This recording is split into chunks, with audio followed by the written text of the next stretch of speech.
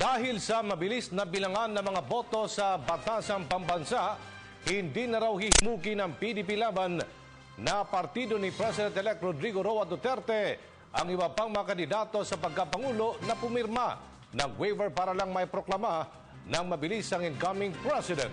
Ang report mula kay George Bandola.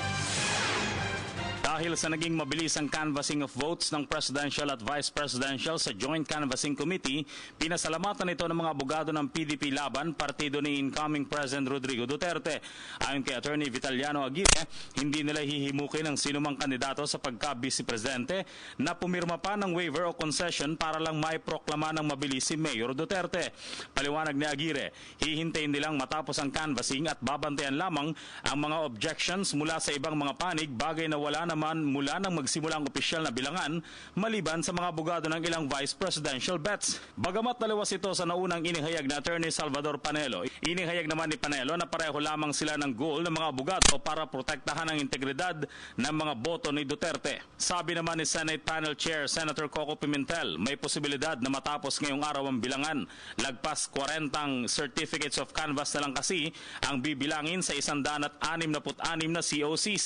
We should be open to possible delays, but of course especially if there's a ground, dapat naman gano'n. Sabi ko, ang attitude ko naman is we should be in a hurry but not too much in a hurry.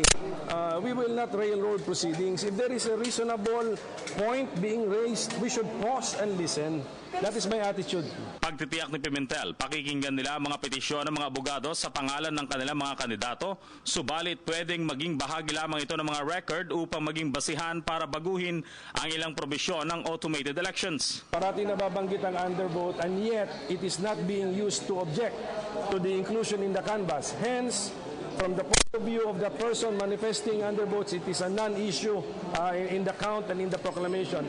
Maybe they just want to put it on record for possible study, for possible improvement in our system, that in the future, if we should get an automated election system, it should be able to capture undervotes and also invalid votes. Oras na matapos ang proklamasyon, tanging sa Presidential Electoral Tribunal na lamang maaaring magdulog ng reklamo at mga losing candidates. Para sa Telebisyon ng Bayan, George Bandola.